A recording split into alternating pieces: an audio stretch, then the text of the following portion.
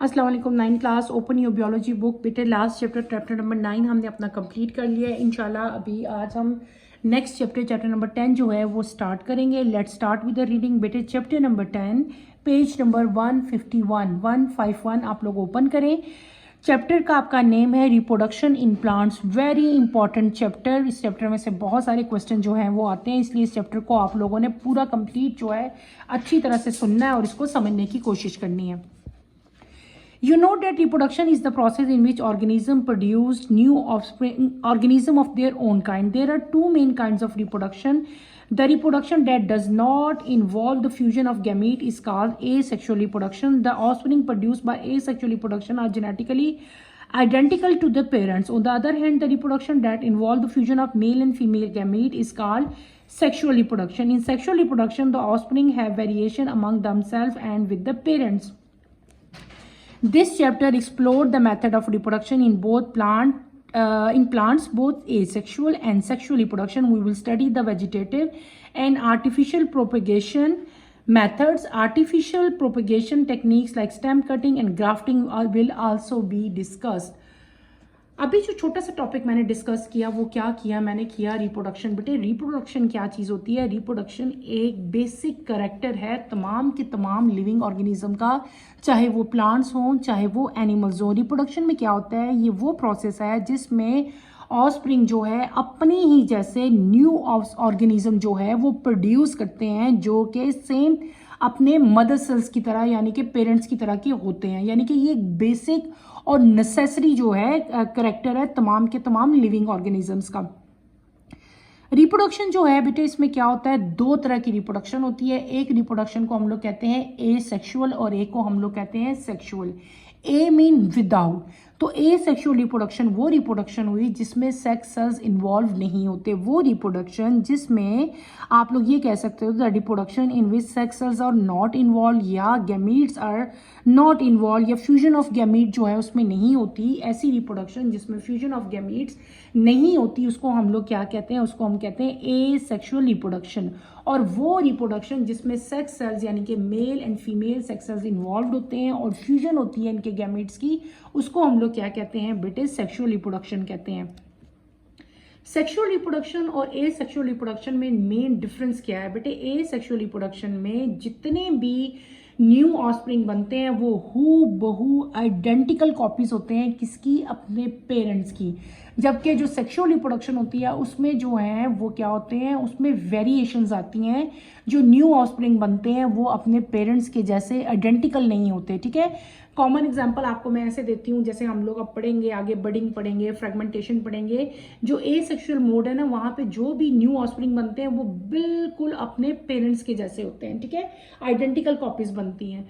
लेकिन ए सेक्शुअल में क्या होता है, सॉरी सेक्शुअल में क्या होता है, मैंने आपको क्या कहा? वेरिएशन आती है। अब देखो जैसे आप लोग हो, आप लोगों की शक्ल हम लोग जितने भी ह्यूमन बींग्स हैं हम सबकी शक्लें सेम तो नहीं होती ना, उनमें वेरिएशन है। ठीक है, तो ये क्या चीज़ है? ये डिफरेंस आ गया सेक्सुअल रिप्रोडक्शन में और ए सेक्सुअल रिप्रोडक्शन में। ये आपकी बुक में नहीं लिखा हुआ, इसको आप लोग नोट कर लो। ये आता है कि मेन डिफरेंस क्या है। तो ए क्या है? आइडेंटिकल कॉपीज बन रही हैं ए सेक्सुअल में, और सेक्सुअल में क्या हो रहा है? वेरिएशन आती है। वेरिएशन क्या होता है? डिफरेंस। जैसे कि मैंने आपको बता दिया कि तमाम के तमाम इंसान जो हैं वो हैं इंसान, तमाम ह्यूमन बींग्स हैं, लेकिन क्या है? सब आइडेंटिकल नहीं है, हम सब एक दूसरे से डिफरेंट है, हमारे अंदर एक वेरिएशन आ रही है। कोई भी इंसान मेरे जैसा कोई और दूसरा आइडेंटिकल कॉपी नहीं बनी हुई किसी की, आप जैसी कोई आइडेंटिकल कॉपी नहीं है, बल्कि हम सब एक दूसरे से डिफरेंट है। ये मेन डिफरेंस है सेक्सुअल एंड एसेक्सुअल रिप्रोडक्शन का। अब हम लोग क्या पढ़ेंगे बेटे? ये जो दोनों रिप्रोडक्शन है कौन सी, सेक्सुअल एंड एसेक्सुअल जो है, इनके बारे में अब हमने डिटेल से पढ़ना है। पहला टॉपिक जो आज हम स्टार्ट करेंगे पेज नंबर 155 के एंड पे है टाइप्स ऑफ एसेक्सुअल रिप्रोडक्शन, यानी कि एसेक्सुअल रिप्रोडक्शन की टाइप्स को जो है आज हम स्टडी करेंगे। Some common method of asexual reproduction in different organisms are given next. Page number 152 पे आप लोग आओ। पहला आपका टॉपिक है binary fission. Binary fission mean division into two. It is usually method of reproduction in bacteria. During binary fission, the bacterial DNA replicate and the daughter DNA molecule move to the opposite side. Then the cell membrane pinches in, the new cell wall is synthesized in the middle, and so two identical daughter cell bacteria are produced. Most protist unicellular eukaryote, for example amoeba, euglena, also reproduce by binary fission. In protist, the nucleus of parent organism divide into two. This is followed by the division of cytoplasm, so two daughter protists are formed. पहली ए sexual reproduction का जो mode है, जो method है, उसको हम लोग क्या कहते हैं? Binary fission. Binary mean two. Binary का मतलब क्या होता है? टू. बेटे ये वो डिवीजन है जिसमें सिंपल लिविंग ऑर्गेनिज्म जो है वो टू में जो है वो डिवाइड हो जाता है. ये मेथड जो है ज़्यादातर जो है ये बैक्टीरिया के अंदर होता है. ठीक है, किसके अंदर मैंने बताया? बैक्टीरिया के अंदर. बैक्टीरिया की एग्जांपल आपकी बुक में दी हुई है. सिंपल फिनोमेना है, बिल्कुल मुश्किल नहीं है. ये है पेरेंट बैक्टीरियम. आपकी अगर डायग्राम बनी है, इस डायग्राम को गौर करो. ये पेरेंट बैक्टीरियम है. इसका डीएनए सबसे पहले क्या होगा? हमने लास्ट टॉपिक में अपना जो पिछला चैप्टर हम पढ़ के आए वहाँ पे हमने डीएनए की रेप्लिकेशन पढ़ी थी ना. सबसे पहले क्या होता है? डीएनए की रेप्लिकेशन होगी और डीएनए जो है उसकी डुप्लीकेशन होगी. एक डीएनए से क्या बनेंगे? दो डीएनए बनेंगे. दो डीएनए बेटे बन गए. यहाँ पे गौर करो आप लोग. डीएनए जो है उसकी रेप्लिकेशन के बाद डुप्लीकेशन होगी. दो डीएनए बन गए. ठीक है, उसके बाद जब डीएनए की डुप्लीकेशन होगी यानी कि डीएनए के दो आइडेंटिकल कॉपीज बन गई, देन क्या होगा बेटे? सेल मेम्ब्रेन जो है, यहाँ से सेल मेम्ब्रेन जो आउटर मोस्ट वॉल है, सेल मेम्ब्रेन होती है, वो क्या होती है? वो इनवर्ड यानी कि अंदर की तरफ जो है वो मूव करना शुरू हो जाती है, जैसे कि इस डायग्राम में हुई है. उसके बाद जब ये अंदर और मूव करती जाएगी तो यहाँ से ये सेल जो है ये ब्रेक हो जाएगा मिडल से, सेंटर में से, और आपके पास एंड पे बैक्टीरिया की दो आइडेंटिकल कॉपीज बन जाएंगी. दोनों का डीएनए, दोनों का तमाम सेल का जो है सेल स्ट्रक्चर जो है वो क्या होगा? वो सेम हो जाएगा. हमने क्या पढ़ लिया? हमने पढ़ा कि डीएनए, ये जो बाइनरी फिशन का एग्जांपल हमने पढ़ ली बैक्टीरिया. बैक्टीरिया में सिंपल क्या हुआ था? इस डायग्राम में आपको बताया हुआ था. पहले क्या हुआ? डीएनए की रेप्लिकेशन हुई, डुप्लीकेशन हुई, दो डीएनए बन गए. फिर क्या हुआ? सेल मेम्ब्रेन पिंचेस का मतलब होता है, देखो सपोज ये बैक्टीरिया जैसे मेरे हाथ हैं, ये इनवर्ड मूव करना शुरू होता है. जब यहाँ से मूव करते हैं तो इस जगह पे आके ऐसे हो जाती है सेल मेम्ब्रेन और यहाँ से कट हो जाती है और आपके पास दो बैक्टीरिया जो है बेटे एंड पे बन जाते हैं. ये किसकी एग्जाम्पल पढ़ी? हमने बाइनरी फिजन की एग्जाम्पल पढ़ी, लेकिन उसमें हमने कौन सा ऑर्गेनिज्म बेटे पढ़ा? बैक्टीरिया. यही बाइनरी फिजन जो ए सेक्शुअल है, ये बैक्टीरिया के अलावा प्रोटिस्ट में भी होती है, यानी कि डिफरेंट टाइप के यूनिसेलुलर यूकैरियोट्स में भी होती है, जिसकी कॉमन एग्जांपल अमीबा और यूग्लिना है. अमीबा और यूग्लिना में भी यही सेम प्रोसेस होता है, जैसे कि आपको वही कुछ होगा. उसी तरह न्यूक्लियस डिवाइड होगा, दो न्यूक्लियस बनेंगे, उसके बाद साइटोप्लाज्म की डिवीजन हो जाएगी. ठीक है, ये देखो नीचे डायग्राम, ये क्या बना हुआ है? ये आपके पास पेरेंट अमीबा है. अमीबा के इसमें क्या हुआ? ये सेंटर में जो ब्लैक डॉट आपको नजर आ रहा है, दिस इज न्यूक्लियस. यहाँ क्या हुआ? आपके पास दो न्यूक्लियस बन गए. दो न्यूक्लियस के बाद दोनों न्यूक्लियस रिस्पेक्टिव पोल्स की तरफ चले गए, एक लेफ्ट साइड पे, एक राइट साइड पे. दरमियान में से क्या हुआ? आपका सेल मेम्ब्रेन अंदर की तरफ इनवर्ड मूव की. यहाँ पे सेल वॉल होगी. ठीक है, वो अंदर की तरफ मूव करेगी और साइटोप्लाज्म डिवाइड होगा और यहाँ से सिंपली दो है, ये पेरेंट सेल जो है दरमियान में से कट ऑफ हो जाएगा और आपके पास क्या आ जाएंगे?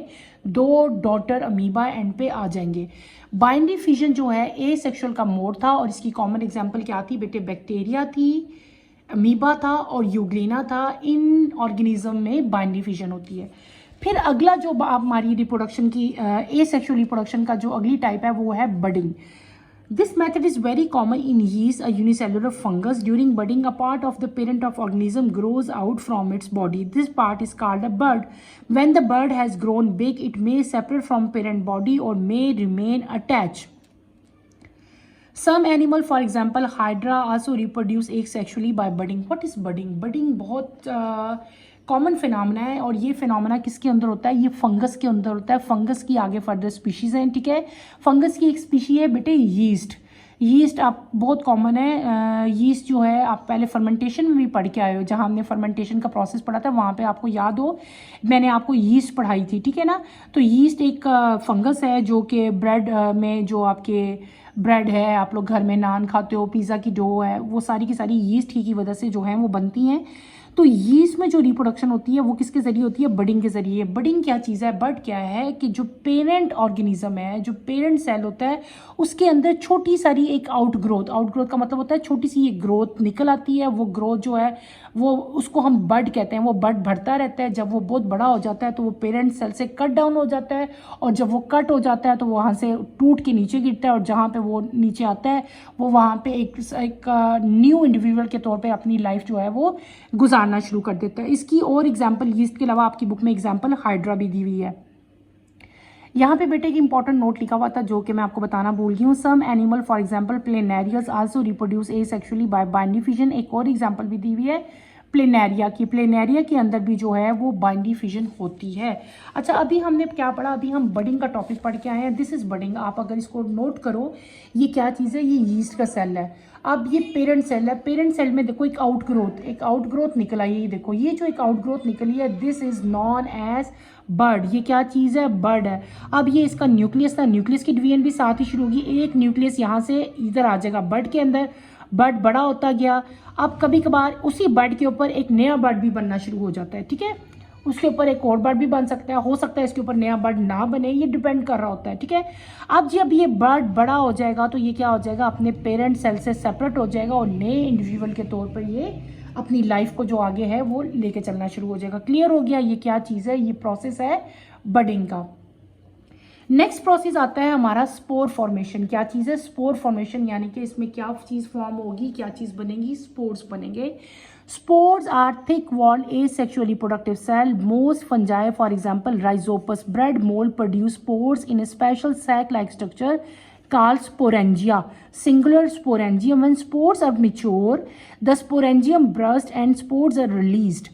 Spores can tolerate unfavorable conditions due to their thick wall. When favorable conditions are available, the spore germinate to produce new fungus.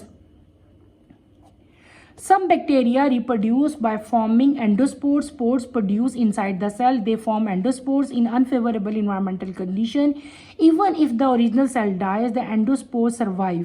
When condition improve, the endospore grow into new bacterium. हमने अगला process asexual का पढ़ा, जिसको हम लोगों ने क्या नाम दे दिया, स्पोर फॉर्मेशन का। क्या नाम दिया बेटे, मैंने उसको स्पोर फॉर्मेशन का नाम दिया। What is spore formation? Spore जो हैं ये thick wall asexual reproductive cells होते हैं और ये ज़्यादातर राइजोपस में होते हैं। आप लोगों ने अक्सर ऑब्जर्व किया होगा, कभी कभार आप लोगों की ऑब्जर्वेशन अगर हो, अगर कभी आपकी जो ब्रेड है, जो ब्रेड आम हम घर में खाते हैं, ब्रेकफास्ट में ब्रेड लेते हैं, कभी ब्रेकफास्ट बेटे स्पेशली इस वेदर में, जब हॉट समर वेदर हो, तो इस वेदर में अगर आप अपनी ब्रेड को रेफ्रिजरेट ना करो, फ्रिज में ना रखो, बाहर रहने दो इस टेम्परेचर में ही, तो क्या होगा, 3-4 दिन बाद आप लोग देखोगे आपके ब्रेड के ऊपर ना ग्रीन ग्रीन कोई चीज़ की ग्रोथ हो जाती है, ब्राउनिश चीज़ की। वो जो आपकी ब्रेड के ऊपर ग्रोथ होती है ना बेटे, उसको हम लोग क्या कहते हैं, उसको हम कहते हैं, ये क्या चीज़ है, ये आपकी ब्रेड के ऊपर राइजोपस की ग्रोथ होगी है। जो ब्रेड के ऊपर फंगस लगती है ना, उसको हम लोग क्या कहते हैं, उसको हम लोग राइजोपस कहते हैं, ठीक है। राइजोपस के अंदर जो रिप्रोडक्शन होती है वो किसके जरिए होती है, वो होती है स्पोर के जरिए, यानी कि फंजाई की टाइप है ये राइजोपस।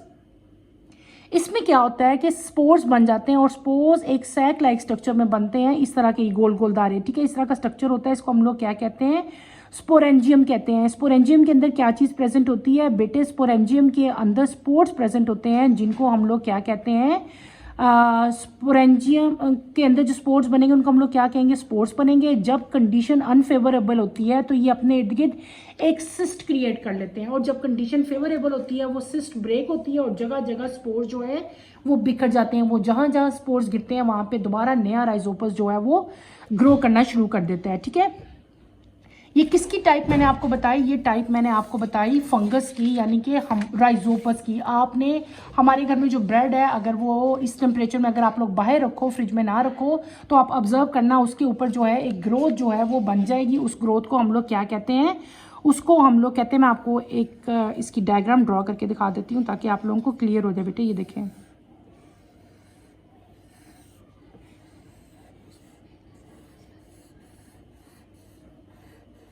ठीक है, यहाँ पे ऐसे, यहाँ पे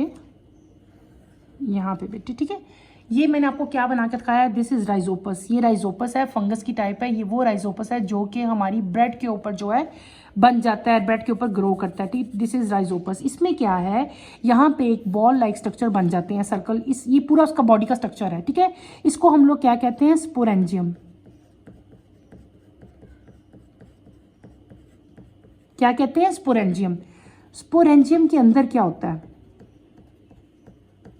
स्पोरेंजियम के अंदर बेटे स्पोर्स प्रेजेंट होते हैं। क्या प्रेजेंट होता है, स्पोर्स। अच्छा, ये स्टाक है, स्टाक लाइक स्ट्रक्चर है ना, स्टेम्प लाइक स्ट्रक्चर, जिसके ऊपर ये स्पोरेंजियम लगे हुए हैं, इसको कहते हैं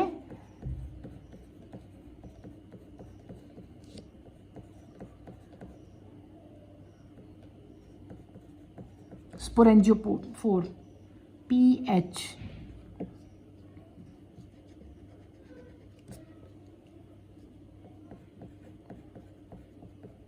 ठीक हो गया। अच्छा, ये रूट लाइक स्ट्रक्चर है इनका, ये रूट्स नहीं है, मैंने क्या कहा, रूट्स लाइक स्ट्रक्चर है, ठीक है। जिससे ये सारा क्या कर रही होती हैं, ये ब्रेड से न्यूट्रिशन ले रही होती हैं। जैसे बड़े बड़े प्लांट्स अपनी रूट से, सॉइल से न्यूट्रिशन लेते हैं ना, तो ये इससे ले रही होती हैं। क्लियर हो गया। अब क्या होता है, जब कंडीशन फेवरेबल नहीं होती तो ये अपने इर्द गिर्द क्या कर लेते हैं बेटे, ये अपने इर्द गिर्द इनकी रूट्स को राइजोइड्स कहते हैं।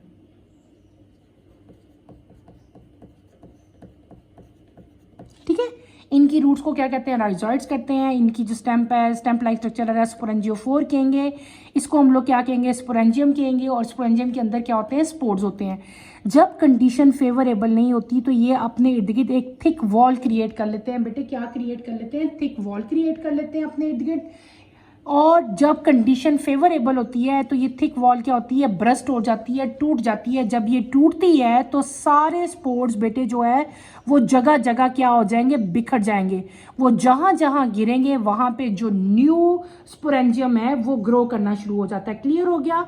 और नए स्पोर जो हैं जहां पे गिरेंगे वो वहां पे क्या करेंगे, जर्मिनेट करेंगे। और उनकी जर्मिनेशन से नया राइजोपल जो है वो आपके पास जो है क्रिएट जो है वो हो जाता है, आपके पास जो है वो बन जाता है। ठीक है, यहाँ पे बेटे एक इसकी डायग्राम भी बनी हुई है। अगर आप लोग देखो गौर से देखो, ये भी एक डायग्राम है। ये क्या, वो स्ट्रक्चर है जो मैंने बनाया है। ये क्या है, इनकी राइजोइड्स लाइक स्ट्रक्चर है। ये स्ट्रक्चर जिसके साथ सारी अटैच होती हैं इसको हाइफी कहते हैं। ये स्पोरेंजियम है जो मैंने आपको बना के भी दिखाया। और इसके अंदर जो डॉट दिखाया हुआ ये क्या है, स्पोरेंजियो, दीज आर स्पोर्स। अगर आप गौर करो बेटे इस डायग्राम पे तो ये पूरा जो सर्कल आपको दिखाया था दिस इज स्पोरेंजियम। इसके अंदर जो डॉट थे जो कि मैंने ड्रॉ भी किए थे बेटे वो स्पोर्स थे। जब कंडीशन फेवरेबल होगी तो ये क्या हो जाएगा, इसकी आउटर मोस्ट वॉल जो है वो ब्रस्ट हो जाएगी, टूट जाएगी। जब वो टूट जाएगी तो सारे के सारे स्पोर जो हैं वो निकल जाएंगे और जहाँ जहाँ गिरेंगे वहाँ वहाँ पे वो जर्मिनेट करेंगे। ठीक है, ये इसका क्लोजअप दिखाया हुआ है आपको कि स्पोर जो हैं वो किस तरह के होते हैं, अगर आप नोट करो। क्लियर हो गया। ये सारा का सारा स्ट्रक्चर किसका था, ये स्ट्रक्चर था हमने राइजोपस का बनाया था। राइजोपस में जो आपका स्पोर फॉर्मेशन हो रहा था मैंने आपको ड्रॉ करके भी बताया बेटे।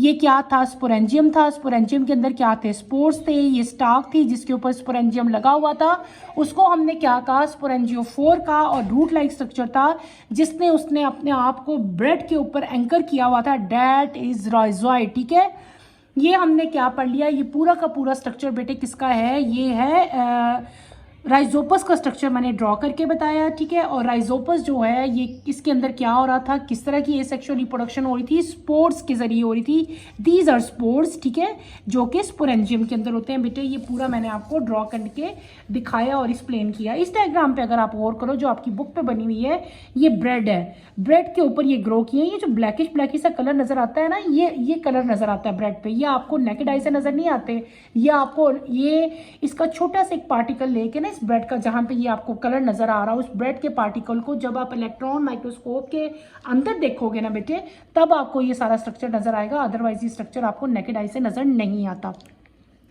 स्पोर फॉर्मेशन में ये किसकी हमने एग्जाम्पल पढ़ी, ये हमने एग्जाम्पल पढ़ ली राइजोपस की। स्पोर फॉर्मेशन जो है ये एक और ऑर्गेनिज्म के अंदर भी होती है, ये बैक्टीरिया के अंदर भी होती है। Some bacteria reproduce by forming endospores. कुछ बैक्टीरिया के अंदर बेटे क्या चीज बनते हैं, स्पोर्स बनते हैं, लेकिन उनके स्पोर्स को हम लोग क्या कहते हैं, एंडोस्पोर्स कहते हैं। ठीक है, जब कंडीशन अनफेवरेबल होती है ये क्या बना लेते हैं, ये एंडोस्पोर्स बना लेते हैं। क्या बना लेते हैं, एंडोस्पोर बना लेते हैं। और जो है अगर सेल डाई भी हो जाए, यानी कि ओरिजिनल जो बैक्टीरिया है, जो पेरेंट सेल है, अगर उसकी डेथ भी हो जाती है तो ये एंडोस्पोर जो है ये सरवाइव कर लेते हैं, क्योंकि इन्होंने अपने इर्द गिर्द एक सिस्ट जो है, एक वॉल जो है वो क्रिएट की होती है। जब कंडीशन बेटे फेवरेबल होती है तो क्या होता है कि वो एंडोस्पोर जो हैं वो दोबारा ग्रो कर जाते हैं और उनसे नया बैक्टीरिया जो है वो बन जाता है। हमने स्पोर फॉर्मेशन पढ़ ली। स्पोर फॉर्मेशन में मैंने दो तरह की स्पोर्स की आपको एग्जांपल बताई, एक स्पोरेंजिया और एक कौन से, एंडोस्पोर। स्पोरेंजिया कहाँ बन रहे थे, फंगस में। कौन से फंगस में, राइजोपस में। एंडोस्पोर कहाँ बन रहे थे, बैक्टीरिया में। बैक्टीरिया के अंदर बनते हैं, जब कंडीशन अनफेवरेबल होती है एंडोस्पोर बन जाते हैं, जब कंडीशन फेवरेबल होती है तो वो एंडोस्पोर क्या करते हैं, जर्मिनेट कर देते हैं और वहां से न्यू बैक्टीरिया जो है वो डेवलप हो जाता है। The improperly sterilized canned fruit may contain endospores of bacteria. When endospore germinate, new bacteria make toxin.